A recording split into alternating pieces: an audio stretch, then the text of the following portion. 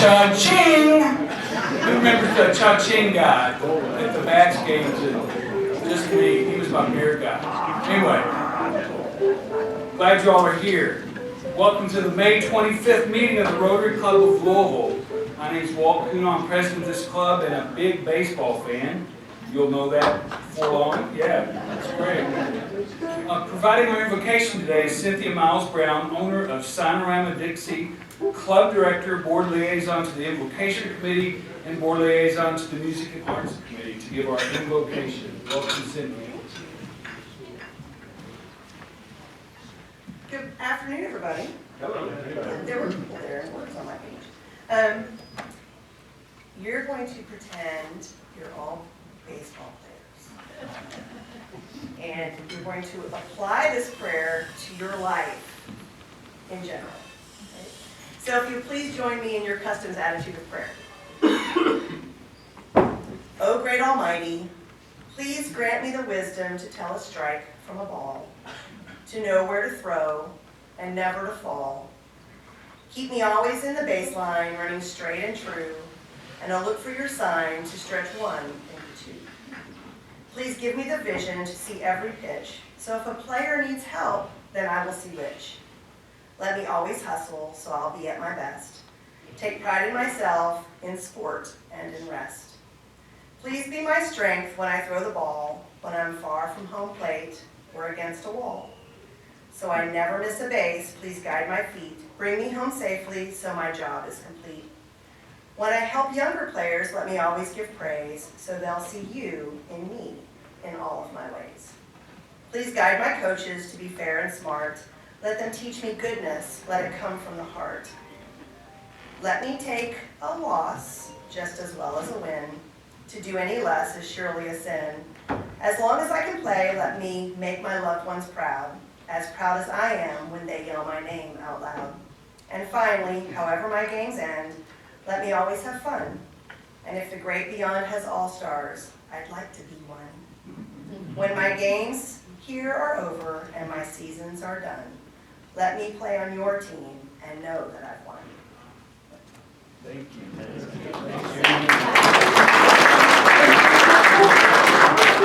I think we've had 2 applauses for prayers and invocations, and that was one. And I just want to let you all know that Cynthia has overextended herself and she needs to take a leave from our club, but that will be her last act. But please go say thank you, because she brings fun to everything she does. And we've been blessed by having her here and working on our board and working with the invocation committee and just bringing that bright smile. And you can be on my all-star team. All right. And now for the pledge and the four-way test, my friend David Hardy, Managing Director of CBRE and a Paul Harris Fellow. Thank you, David. Thank you, President Walt. Please join me in the pledge. Allegiance to the flag of the United States of America and to the republic for which it stands, one nation, under God, indivisible, with liberty and justice for all. Now please join me in the four-way test of the things we think, say, or do. Is it the truth? Is it fair to all concerned? Will it build goodwill and better friendships? Will it be beneficial to all concerned? Thank you, David, and please be seated, everyone. All right, now it's time to introduce your guest. I'm just looking out over this not as diverse crowd as we usually have. There's a preponderance of men here. I guess it has something to do with our topic and our speaker, and that's okay too. But if you have, let's see, the microphone is over here. Usually Bob would sit. Please introduce your guest. I'm going to start by introducing Denise's guest, Kevin Roof from Forest Bank. Kevin, please have to stand up. Let's welcome Kevin. Glad you're here. Hello, Bob. There might be. Let's try that. All right. President Walt, Bob Slider. We have 2 guests that happen to be friends of the speaker, Mr. Hallion. We have Jim Morris, who's VP in private banking at Central Bank, and we also have our market president, Mark Wheeler, of Central Bank.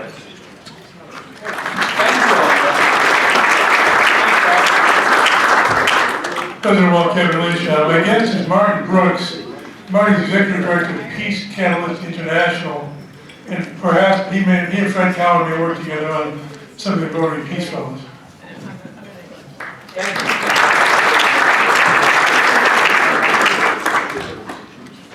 President Wall, I'm Linda Bartram, I'm Chair Interact, and I'd like to introduce my husband, Gary Moore. Gary Moore right here. And I just got to say something about Gary that he didn't ask me to, probably going, no, don't go there. But he and Tom Asher were roommates in college. And so when we went to the track, Gary had more stories. So next year we do Derby Day at the Downs. Talk to Gary about John Asher. It's a great thing. Thank you. President Walt, Julie James, I'm pleased to introduce my son who's with me today, Zach Skosky. He's a friend of Tom's. Hey,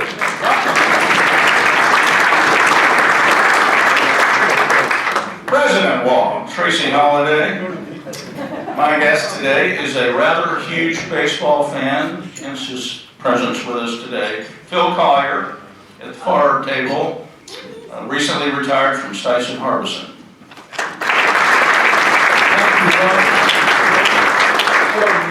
Hi, President Wall. Well, this must be family day at Rotary. I have my husband, Barry Sears, who is here because he loves baseball.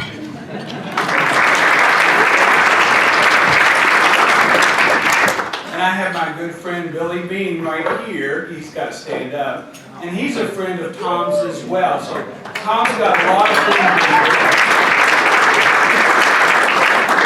And so don't we all. All right. Now then, let me make sure I get to the right place. Yes, new member introduction. And Jay, I'm going to ask Jay to come up to the microphone and introduce. Jay is the Executive Vice President of Marketing and Business Development at ImageQuest. He's a club director. He's co-chair of the Membership Development Engagement Committee, a Paul Harris Fellow as well. Welcome, Jay. Good afternoon, everybody. Would Daniel Aziz, Ben Smock, and Stephanie Kelly please join me up front? I'm going to introduce some new members today. It's always exciting. You can stand where you want to. It's not that official. Not that official.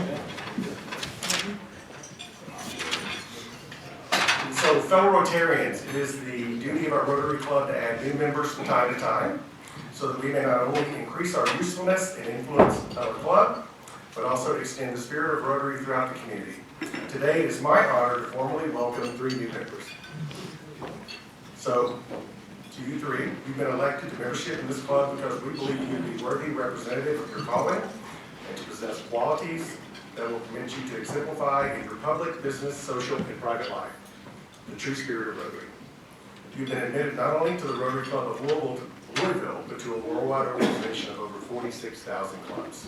By virtue of your membership in this club, you'll be welcomed to the fellowship of any Rotary Club in the world. The honor and privilege of Rotary membership carries with it expectations, including to attend club meetings and events, to perform your share of club service, and to place your knowledge and talents at the disposal of the club and its task of carrying the principles of Rotary into the daily life of the community. I now formally induct you as a member of the Rotary Club of Louisville, and Walt will present you with your pin. Yay!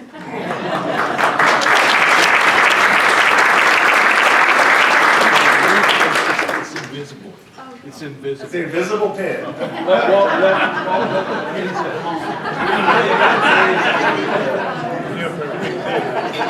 So let's start with Stephanie. So Stephanie Kelly is Chief of Staff and Certification Manager for Canopy, Kentucky, a startup nonprofit dedicated to growing the good business movement in Kentucky by educating, certifying, and connecting a network of businesses that are taking care of their people, the planet, and the future of Commonwealth. A lifetime Kentuckian, Stephanie received her BA in History of Art from Vanderbilt University before returning home to complete her MA in Critical and Curatorial Studies from the University of Louisville. And this is really good for all you bourbon folks out there. She's probably got a good collection. While completing her graduate degree, Stephanie began her career at Sazerac Company's first archivist, managing the company's historic collection at Buffalo Trace Distillery. Over time, she became the company's first curator of visitor experiences, traveling to athletics facilities across the world to tell the story of bourbon and other spirits. After 7 years of the distilling industry, she felt called to community work, and Stephanie landed Canopy, where she and the team have launched the online certification portal and have begun the work of discovering and promoting the good work that the Kentuckians are doing all across the Commonwealth. So join me in welcoming Stephanie Kelly to our club.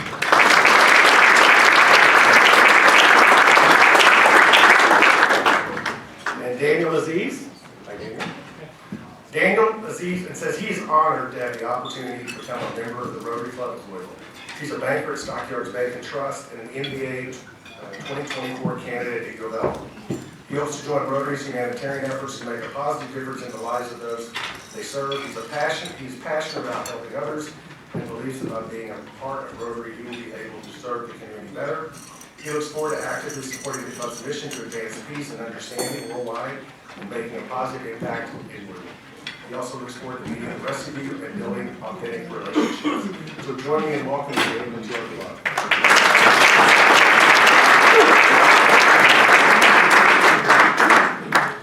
And last but not least, Ben Smock.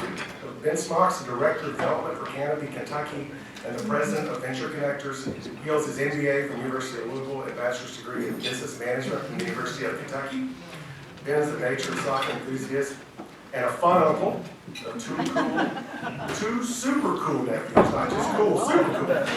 He lives in the Highlands neighborhood in Louisville with his partner Lee Ann and their dog, Rufia. Did I get that right? You did. All right. So join me in welcoming Ben to our club.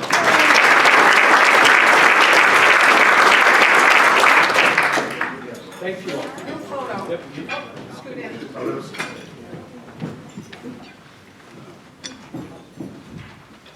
Scoot in more. So we got before we test behind you. Oh, here we go. Here we go. We good?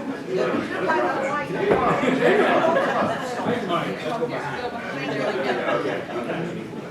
I guess not. Linda does this every week when we go to our Rotary mentors and interact. Thank you, thank you, everybody. So I look forward to getting to know Daniel more. I've known Ben for a good long time. And then, just lost my place. Stephanie and I, she doesn't know it, but we were both Vanderbilt grads. And I'm going to ask, did anybody stay up to watch the end of the Auburn-Vanderbilt baseball game? You did. I did. Ended at 1:37, so, you know, it's all good. It's all good. And I've got my blue on. I got my blue coat, my blue pants. Umpires are called blue. I got my black. And I tried, my son was an umpire one time, and for a year, until some 10-year-old told him he did something and he said, this is too much. So, Tom, I appreciate you doing all that. All right. Next up, I would like to invite, where am I? Here we go, I got it. We're going to recognize Paul Harris Fellows today, and I'm going to welcome Amy Luttrell, President and CEO of Goodwill Industries of Kentucky, major donor and Vice Chair of the Rotary Foundation Committee, to present our pins to the Paul Harris Fellows. Welcome, Amy.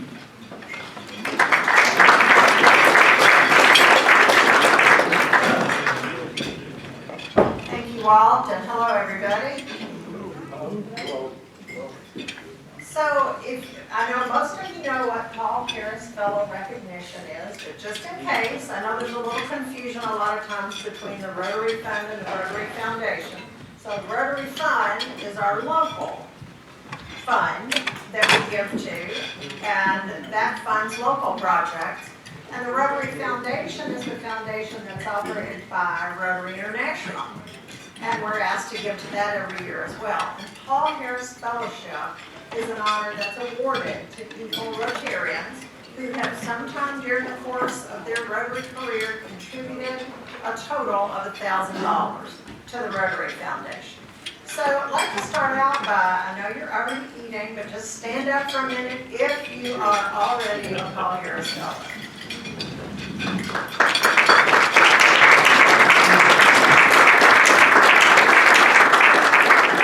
So Paul Harris Fellows contribute to a lot of things. within Rotary International. I know personally, I don't give to any international causes except through Rotary International, because I know that at the other end, in whatever country that is, there's Rotarians there, and they are making sure that that money is used well.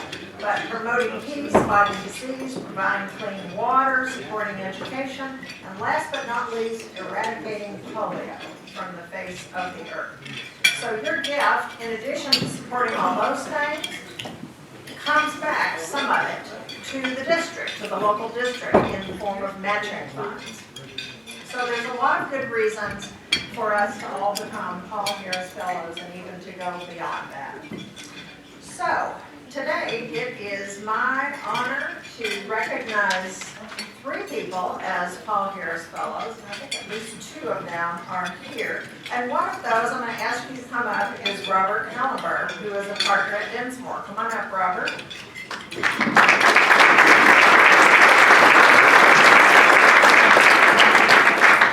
And the second one is Chris Monzo, and I know Chris really wanted to be here today, but he had a tooth. He's at the dentist. Really wanted to be here. So we're going to clap for him anyway at the right time. And then finally, we have Thomas Allen. Come on up, Thomas.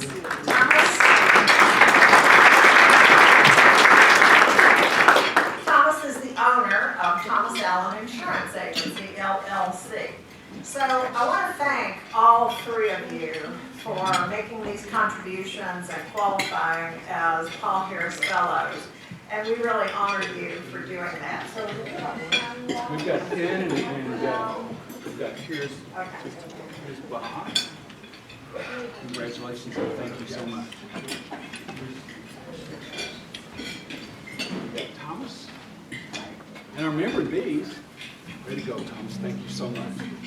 We appreciate it. all right, give him one more hand.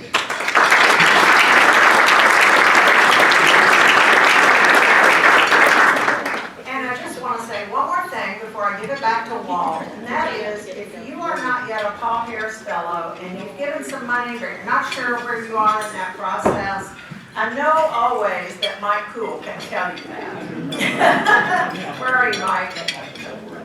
Mike's at the back. And some people, Mike has been involved with the Rotary Foundation Committee for a long time, and he has access to that information and can tell you exactly where you stand. Also, from time to time, we sometimes have matching funds that can help you get there. So talk to Mike, or you can even talk to me if you're not sure how to go about that and you are interested in becoming a Paul Harris Fellow, okay? Thank you. Thank you.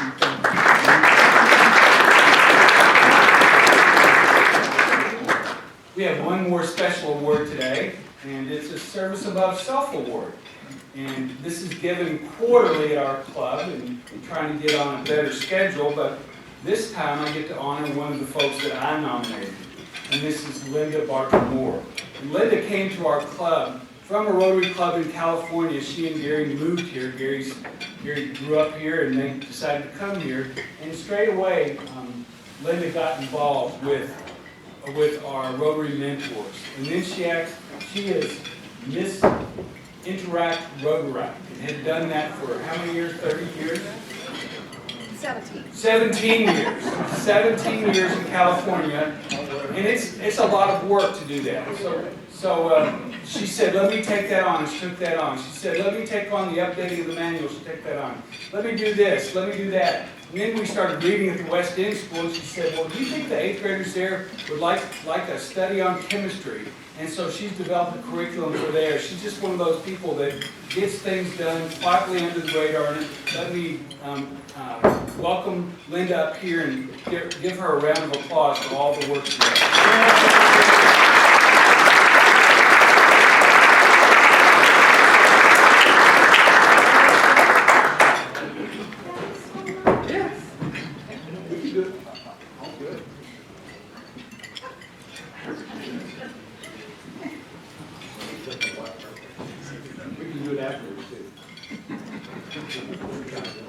Okay, thank you.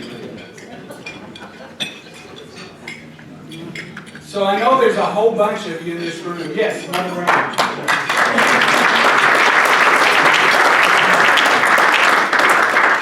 That you know something about another Rotarian that nobody else knows about, that they're doing good works. We need to recognize those folks and say thank you and stuff.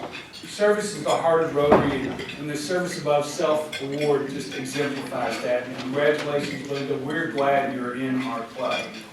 All right, now it's time for the main event. Ding, ding, ding. No, batter up, right? Batter up today. I'm going to welcome Jay Mallory back to the podium to introduce our speaker.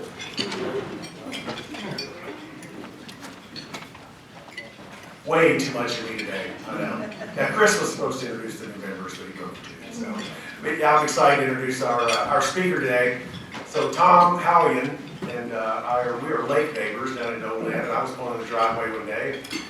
Tom was leaving immediately, and I don't know why, when I just arrived, but I caught him out there and said, hey, why don't you come to Rotary sometime and speak? And Tom fashion, absolutely, says, he would love to do it. So got him cornered and got him here today. So get to introduce Tom. So born in, is it Socrates? Very good. There we go, New York. Tom is a professional baseball umpire, began his umpiring career in the minor leagues before making his major league debut in 1985. So over the years, Tom's been selected to umpire at several significant events, 2 World Series, 7 league championships, 9 division series, and 3 All-Star games. And I'm sure I've seen him on TV, right? Some other highlights. I got this off Wikipedia and ChatGPT. ChatGPT, man, it get used to. I'll bring you what I had. Involved in 7 no-hitters, 1 behind the plate. He's going to demonstrate this, I'm sure, but known for the best strike 3 call in Major League Baseball. Everybody's seen him. Worked the first game in the new New York Yankee Stadium. I'm sure he'll tell this story, and excuse my language here, but known for his statement, our ass is in the jackpot. Called first extra inning combined no-hitter in National League history.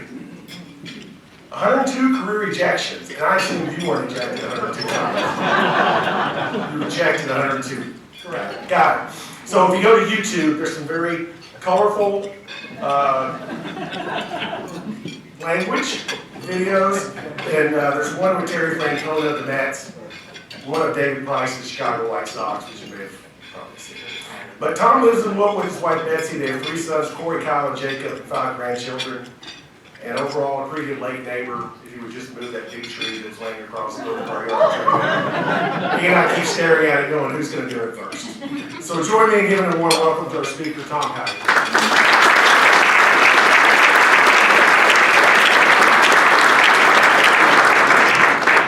Here. All right, so it's a pleasure to be here. And as Jay said, I'd say probably 50% of it was the truth, and the rest was made up. He kind of said, do you ever do speaking talks or anything? And I said, yeah, once in a while. And the next thing I know, here I am today. So I don't know how it happened, but here I am. So actually, I told Jay that I actually love doing this. It kind of brings back my baseball history, and it's kind of nice to talk about it once in a while. I retired this past December, and I'm not around baseball right now, and that's all good. But doing something like this, it kind of gets the blood flowing again. Those 102 ejections don't come easy. So, as you can imagine, there's a lot that goes into that. I was going to give my bio, but evidently there's this new thing out there called WCK, CKAY, whatever it's called. But, Jay kind of summed it up, so I will bore you with my bio. But what I thought we'd start with is a little video clip of Tom Hallion in action, and you all will get to see real life on-field language and actions by a manager, players, and an umpire. Now, I'll kind of set it up. The previous year in the playoffs, the Mets were playing the Dodgers. At Dodger Stadium, Chase Utley was on first, and the ball was hit, and he went into second base and took out the Mets second baseman, actually breaking his leg. As you can imagine, the Mets were not happy. But that series ended, and the Mets went home. Now, this game is in, I want to say, May or June of the following year. It's the first time the Dodgers and the Mets see each other since the incident happened. The Dodgers have a new manager, Dave Roberts. The Mets, they got the same manager, Terry Collins. So we meet Friday night at home plate. Now you think, okay, everything's going to be cool. You know, they forgot about it and everything. And what is the first thing that Terry Collins says? You know, Dave, I know you weren't here last year, but this shit is going to stop. And I'm going, holy cow. Now, I'm the crew chief. Now, do I step in and say, whoa, guys, well, what's going on? So I kind of said, no, I'm just going to let it play out and see what happens.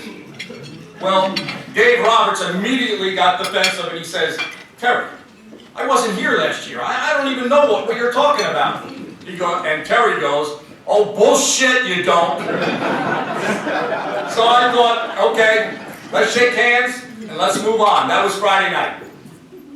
So nothing happened Friday night. Everything with the game went well, and there was no ejections, no arguments. But come Saturday, it's Fox Game of the Week. Now, we had a contract with Fox that the home plate umpire would wear a microphone on Saturday game. So, the crew chief, myself, decided, and we kind of had, it was an unwritten rule, we would not let a AAA call-up umpire who was going to work the plate Saturday wear the microphone, just to protect them, that nothing would happen, and you know, you kind of take care of your younger guys. Well, needless to say, Adam Hamari was working the plate, and then I'll let you watch what happens.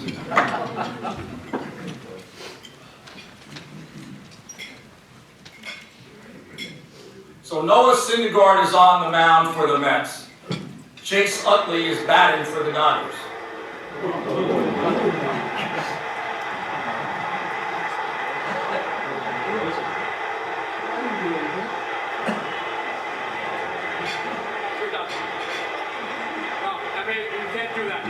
Situation, man. You can't that ain't gonna happen. I knew you were gonna say that, but that ain't gonna happen. That's the wrong time to do it, that's all. It is what it is, but that ain't gonna happen. His nickname was Storm. I'm not just telling you that. Okay, the situation of what happened and everything else, that's what dictates that, okay? That's Neil Walker coming in to give his 2 cents. Everybody knows what's the situation. He didn't realize he thought he was an umpire, too.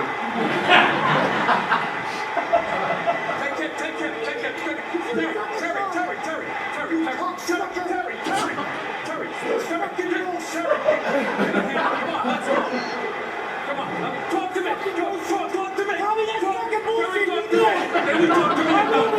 Okay. You gotta give us a shot. You know what? You gotta give us a shot. Okay, listen to me. Let me hear what I'm saying, okay?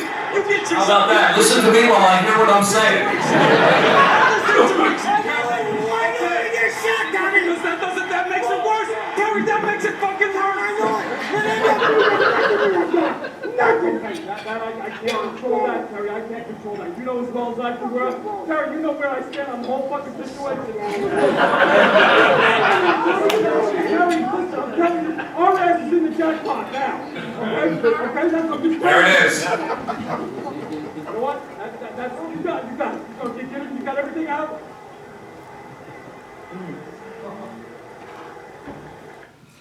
And thank goodness that's not your typical argument. But I've known Terry for a long time, and I knew he just had to get his frustration out, and that's why I kind of just let him do what he had to do, and it kind of worked out okay. I know after the game, as soon as we got into our locker room, Major League Baseball had a call into me, says, please call the office as soon as you get done. They weren't happy, the fact that we ejected Syndergaard, but here's what I used my judgment on in telling the guys, if anything happens, anything at the head, anything behind them, we're going to eject them, we're going to stop it, because this is only going to get worse if we don't. So, the league thought I should have issued a warning and not ejected Syndergaard. Now you got to remember, this video had to be destroyed after the game was over. Fox had to destroy all our videos after a game was over. That was the contract, just so they couldn't use it like what just happened. Now, I want to tell you, I'm working the plate in Seattle 2 years later, and we walk into our locker room, and Adam was with me still, and he got his phone, and he goes, holy shit, Tom, they released the video. And so I said, oh boy, that might not be good for Tom. But I couldn't, obviously I didn't remember what I said and what was all transpired there, but as it turned out to be a great video. Fans, especially, love hearing how it really, what is said, how it's said, and everything on the field. So that gave, it's really the first time that that's ever happened. It gave the baseball fan a true idea of what actually goes on. They'll see, without a microphone, you'll see the arms flying and everything, but you don't really know what they're saying or what they're even talking about. I mean, I've had times where the manager comes out and he's screaming, his arms are going wild and everything. He goes, Tom, you're just going to have to throw me out of this game because I got to protect my players, right? So, I told Terry at that time, I said, not Terry Collins, but Terry, what was his last name? Anyhow, I said, well, you're going to have to do something more than this to try to get thrown out. So, that goes to another side of what goes on. But it all turned out great. It's, your ass is in the jackpot. I kind of coined that now.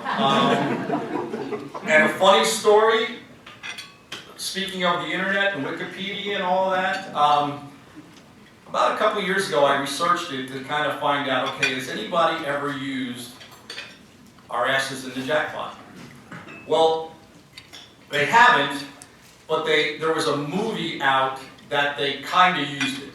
Now, I know you're going to say, what movie, Tom? I was not smart enough to revisit that to know what movie it was, but if you go on the internet, I'm sure you can find out what it was. But it was kind of like, we're in the jackpot, something like that. But anyhow, that's in the last, I don't know, 3 or 4 years, not every ballpark, but most ballparks, somebody in the stands would yell out to me, hey, our ass is in the jackpot. And that became what I kind of was known for in the later part of my career. But anyhow, that's kind of my story as far as umpiring. I have to make a correction to something you said. I still have the only combined extra inning no-hitter in Major League Baseball, not just the National League. So, actually, is wrong. No, I think you got that from the information I sent in to you, which I then corrected. No! I looked over your bullet points, and I said I can do better. See? It's in the truth.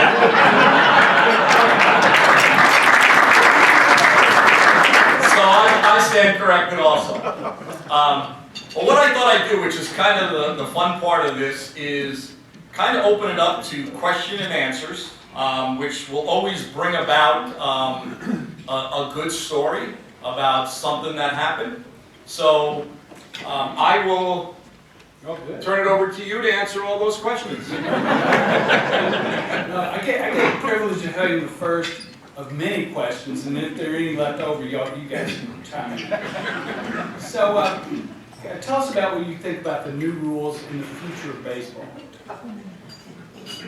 Well, that's a kind of a tough question because my last year, you know, our average baseball time of a game was like 3 hours and 5 minutes.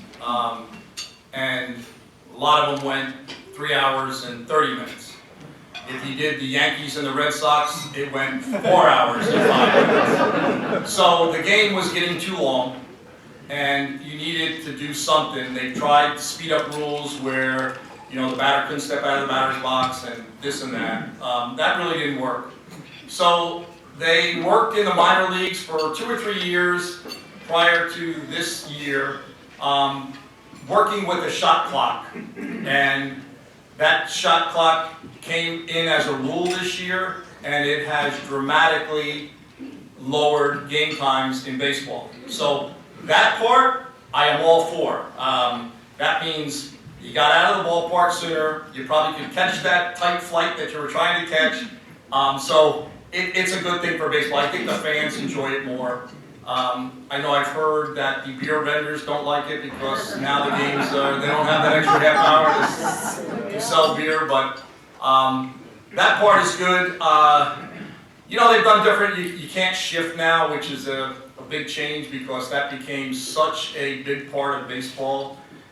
They were putting 3 infielders, sometimes 4 on the right side of the infield or the left side of the infield, and now you can't do that. I don't know, is there any other rules? How big the bases are. Oh, the big base, that doesn't mean shit. I mean, that base, that doesn't mean anything. I mean, the guy's going to be out or safe, and that's it. You know, it probably helps the runners a little bit more because they get this second a little closer, a little faster. But that's not changing the rules. That wouldn't be one I would say is even a rule change. I don't know what the hell they came up. Who came up with that idea? Bigger bases? I don't know. How about the number of times a pitcher can throw to first to pick off the runner? Yeah, that's kind of in with the speed up pitch clock. And again, that's just to kind of speed up the game. There was guys that would throw over. If a guy got on first, he'd throw over 10 times.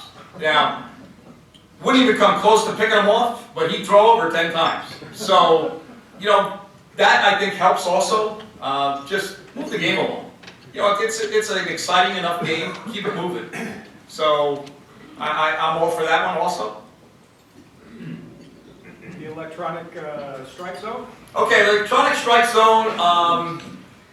Being on the umpire union board, we had to deal with that over the last 2-3 years, and it was always kind of a big concern of ours. Because it was like, how are they going to implement this? What happens if technology doesn't work for a pitch? Then what are you going to do? All that stuff. But I think what they have it. I know they came out and said this year it's not ready yet, only because there was still a couple glitches, and they will not introduce it until they're pretty much sure that it might happen once in a while, but it's not going to happen very often. I think where it's going to wind up is you're still going to have an umpire calling balls and strikes. You're going to have the batter, the catcher, or the pitcher can challenge a pitch. It'll be limited to 6 pitches a game. And then has to be done immediately by the catcher, the batter, or the pitcher.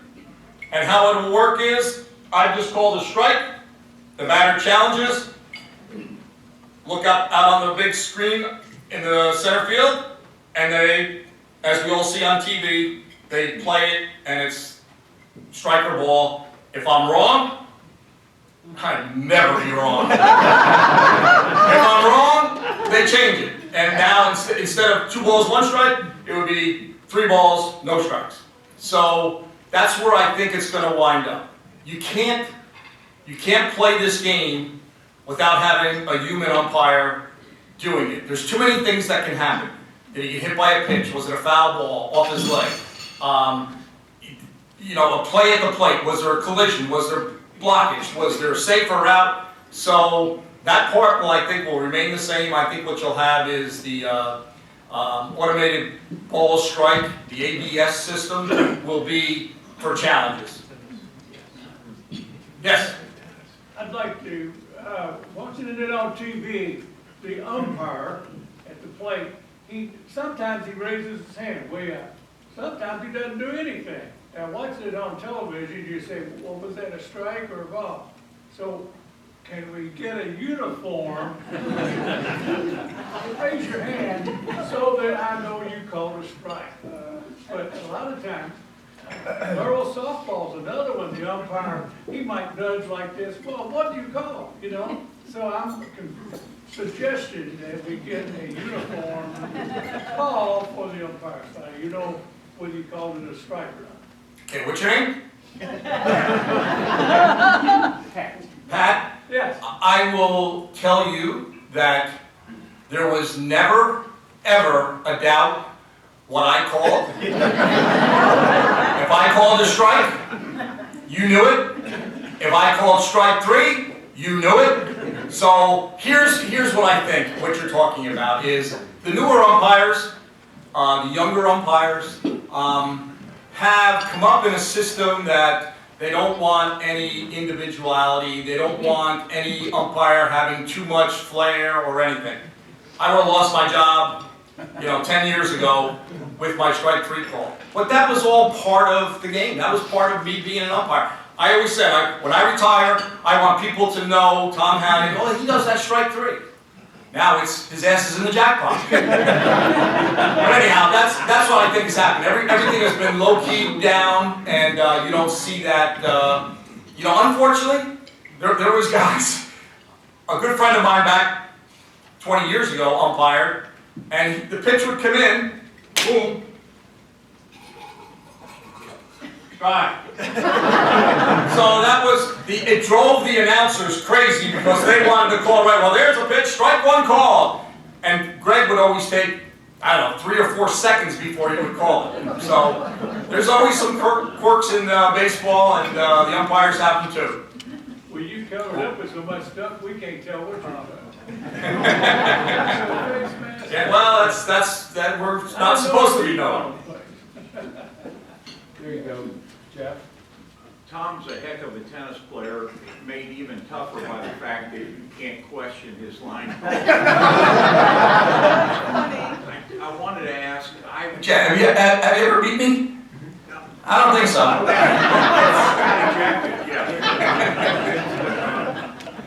I have been to one World Series game in my life.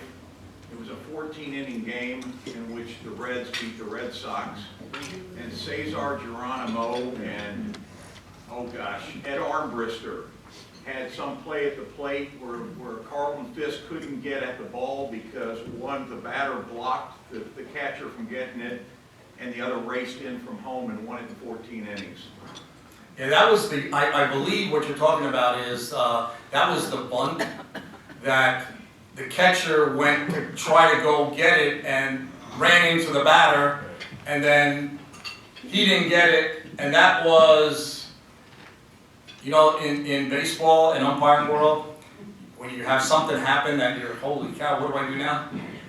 That was a shit house. that might have been the first time that happened. The rule is, it says the umpire, they called it right, but it's one of those, you go, well, wait a minute, he blocked him from going to catch the ball. So that was the problem with that. And rule with the home crowd. Yes, it went the Reds' way. Yeah. So we only get 50% of the time to call right. Yeah, I'm gonna take it back there. Me? Yes. Can I hear your strike 3? Oh boy. Okay. All right. I'll do it. President, we get down there like a catcher.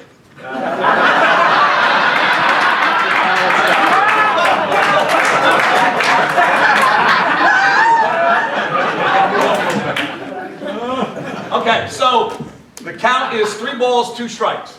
And the pitch is coming in, the president's going to catch it, and I'm going to call it.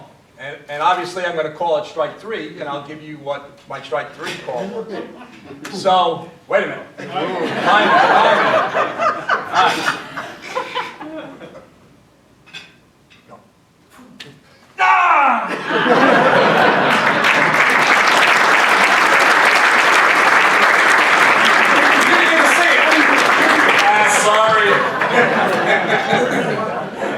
Yes. I covered the Dodgers for 34 years, and I was a big fan of your work. Whenever I saw you on the list of recruit, that I knew it was going to be a great game. What was, in terms of ejection, what would cross the line for you? And is there kind of a universal expletive, or not a word exactly, I mean, or certain phrases or certain attitudes that would cross the line to be thrown out? Yeah, there is. Anything that started to get personal, you, your, then they were directing it right at you, and that's an unwritten rule, they know that, you can't do it. So then if you take the you or your, and you add a cuss word to it, that's usually going to get you ejected. If we're in an argument, and I tell you, Gary, that's enough. That's enough. And you keep it up, then I'm going to say one thing to you. You don't stop, you're going. Now, it's up to you now. You want to go? You're going to go. If you don't want to go, you're going to kind of say, well, I just want to say one last thing, Tom. You're done. So you got to stop. You know, I always gave them room to say what they wanted to say if they were under control. If they were under control, then I gave them that. Okay, that's enough. We're not getting anywhere. You're arguing, and I'm defending. We're not getting anywhere. So you got to stop. Did you ever throw out Lou Pinella? Crazy Lou? I'm sure I have. Yeah, Lou was a classic. Yes? With the advances in technology, as umpires, what can you do to stay ahead of cheating with teams here lately? Well, do you think the Astros should still have a trophy? Well, I don't know what technology is going to help you with somebody banging a garbage can top in the dugout. You know, it's just like, what the hell are they doing? You know, they sometimes do crazy stuff, and nobody realized what they were doing. Yeah, baseball, believe it or not, baseball is pretty aware of what they're doing because they have like concierges that hang out in the clubhouse, in the dugout, and these guys report back to baseball anything unusual, anything that's going on that doesn't seem right. And then baseball will start investigating. So I think that's their technology. They're hands-on, on field. But other than that, you know, I guess we'll have to see, you know, how the automated ball strike comes into play, if they can, you know, do a hack on the software and change things. I don't know. But yeah, you know, baseball they're pretty proud of their game, and they don't want any black eye to it. So they'll do whatever they have to do to stop it. Crazy question. I'm sitting up here, you can see people's faces, and you tell stories, and the majority of the men in the room have lit up like light bulbs. It's just a nostalgic, you know, traditional Americana sport. What did you want to do as a kid? And how did you end up doing what you were doing? And did you ever, like, this is what I always wanted to do, or you just kind of ended up there, and then how do you think that changes people who are wanting to do that now? Okay, so never, growing up, never thought I wanted to be an umpire. Never. Wanted to be a ball player, wanted to be a coach, but never wanted to be an umpire. And I'll tell you how I got into umpiring. I was going to the University of Buffalo. I was home for the summer, and one of my summer jobs was to umpire softball games. Now, I always looked every week at my schedule. I loved having the ladies' games. That was the best. The men, not so much. But that's how I started umpiring, and something about umpiring kind of grabbed me and said, what's going on here? So anyhow, I tried to do a little research Now remember, this is 1978, and the internet really wasn't that big, so you couldn't go on and search whatever you wanted. So I had to do it the hard way, the old way, but I ran into a guy who told me, well, you have to go to umpire school, and then you have to graduate out of umpire school, be one of the top 10, and then you go into the minor leagues, then you just got to work your way up to the big leagues like a ball player. So that's how it happened. I was very fortunate. I went to Bill Kinnaman's umpire school in 1979. They take the top 10, right? I graduated number 9. And actually that year, 3 of the top 10 guys made it to the big leagues. So it was a pretty impressive class. But it drove me to be number 1. And that's you know, I'm very competitive, as some of you know. I said, okay, I'm going to beat you. I'm going to take you down. I'm going to do that. You know, so I just kept working hard, and I would go without. I mean, I'd be in big trouble if I didn't say something. But I have to tell you all, it's great, it's glamorous. You know, live the life of the best job in the world and everything.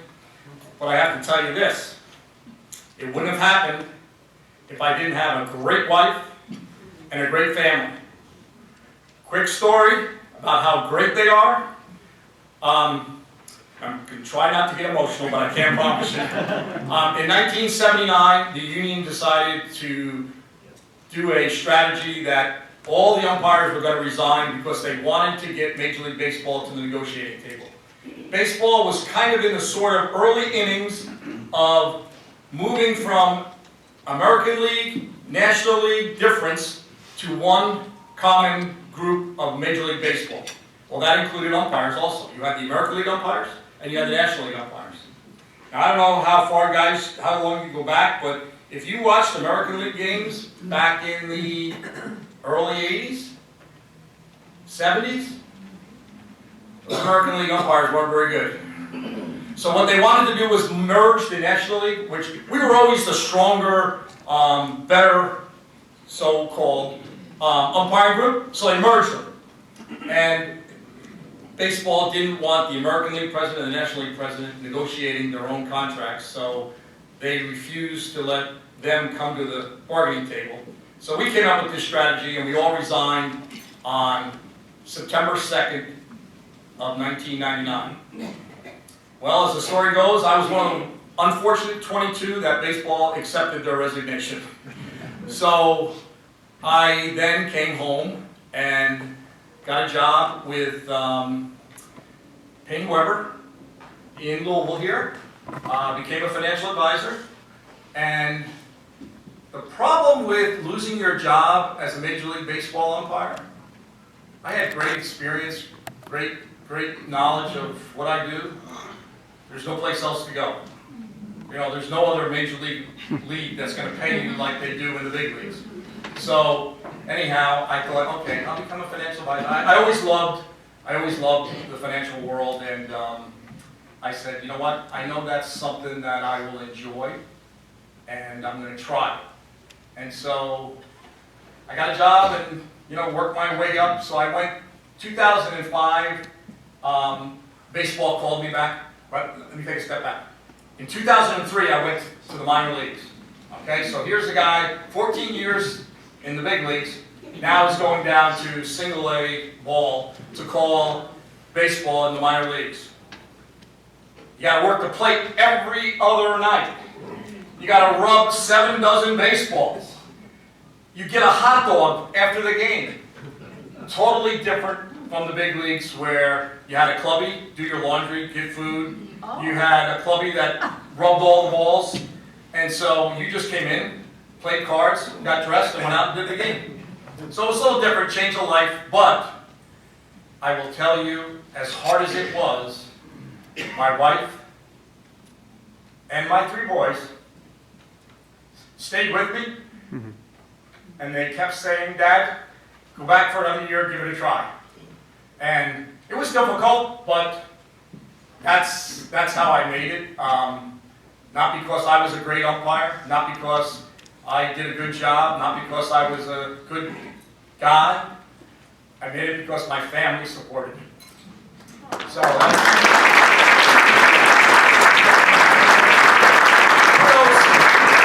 to all the women out there, and thank you for, most times you don't get the applause that you need to get.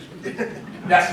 Okay, I'm the mother of a Major League Baseball player that was a pitcher with Toronto Blue Jays, and the story he tells. Security here?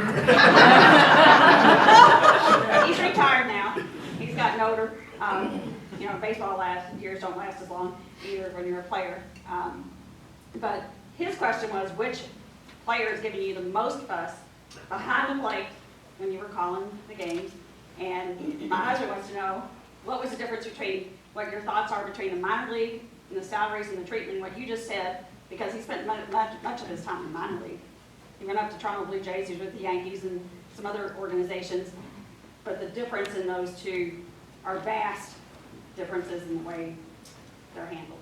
Yeah, it really is, and baseball has the antitrust exemption, and they can do whatever the hell they want. And all the money goes to the big leagues. And yes, there is night and day difference between the big leagues and the minor leagues. Not only for an umpire, but for a ball player. And it goes both ways. You sacrifice in a tremendous amount, and you get paid enough. I think the ball players got paid a little bit more than we did, but that's okay. They played the game. But yeah, it's just unfair. It's really unfair. Whenever we had our negotiations with baseball, we would always bring up, you've got to increase salary in the minor leagues. You're losing people. Who can graduate from college, go to umpire school, and then go to the minor leagues and make, $25,000? It's not going to work. Not unless you have, a wife that has a successful job and she supports you, or a family that's you're able to, help you out. And that's unfortunate. And then who gave you the most fuss? I would say, oh boy, that's a tough one. Okay, so I'll start. Early career was probably Jack Clark. Mid-career was probably Barry Bonds. And the end of my career,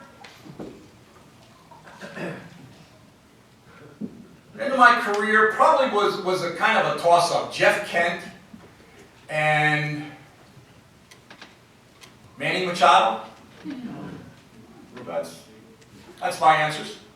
Neville's got the last question. Okay. Football is known for its parity. Worst team gets the first draft, salary caps, and all that kind of stuff. Do you think that will ever come to baseball? And if it did, do you think that would help the game? Well, I learned a long time ago, never say never. And in baseball, it's all about money. Okay, that's what drives each team. And do I think that'll ever change? Probably not in my lifetime, but it could. Baseball really, the commissioner's office would really love parity. I mean, they really would, but they can't tell the owner, or they can try, I guess, and suggest, but they can't dictate to the owners that you can't go out and spend $300 million on a pitcher. So that's where I think we are. I think that's where we'll be for quite a while. As long as TV keeps paying the enormous paycheck to baseball, it will always be about money. Right.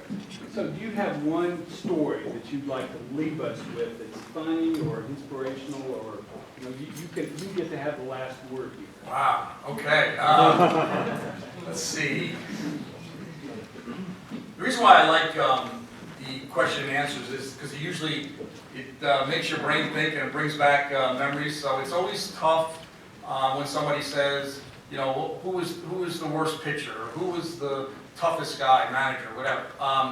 That's always the tough part because there's so many, and you're trying to go through your data bank. I can hear going saying, I don't know. Wow. I'm thinking too hard right now, trying to come up with a good one for you, but maybe if I sit down, and then I'll tell you to sit down, and I'll come up and tell the story. That works. We've got a couple of things first. So first things first is we always honor our speakers with a $500 donation to our West Louisville Housing Initiative. And this is, for the guests that are in the room, just want to remind our members too that we've decided to raise $5 million for first-time homeowners that cannot qualify for a regular loan in the 9 named neighborhoods in West Louisville. And last week, Luke just talked about the first 2 homeowners that would not have had a home if it wasn't for the folks in this room. So thank you, and thank you for that. Well, again, I know I had the privilege of speaking with you before we got going here, and just a remarkable story, and I also will make my own personal donation to you also.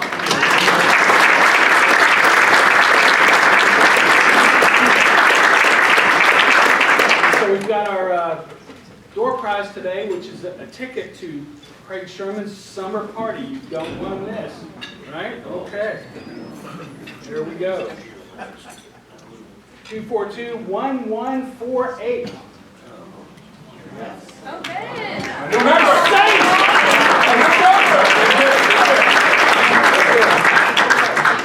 Thank you. You got it. Thank you all for allowing me to come in and take up half hour.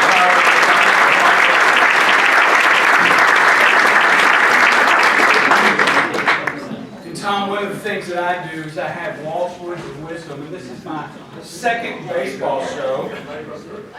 So the first comes from Reggie Jackson, and I didn't get to ask you questions about the steroid era or the great things that Aaron Judge, without steroids, broke the American League record for home runs last year. But Reggie, Mr. October, when I stepped into the box, I felt the at-bat belonged to me. Everybody else was there for my convenience. The pitcher was there to throw me a ball to hit. The catcher was there to throw it back to him if he didn't give me what I wanted the first time. And the umpire was lucky that he was close enough to watch. Leo DeRocher, a famous fighter of umpires. I never questioned the integrity of an umpire. Their eyesight, yes. And then Chief Justice John Roberts. Judges are a lot like umpires. Umpires don't make the rules, they apply them. The role of the umpire and the judge is critical. They make sure everybody plays by the rules, but it is a limited role. Nobody ever went to a ball game to see the umpire. Most cowardly thing in the world is blaming mistakes on the umpires. Too many managers strut around on the field trying to manage the umpires instead of their teams. And the best umpire game is the game in which the fans cannot recall what worked it.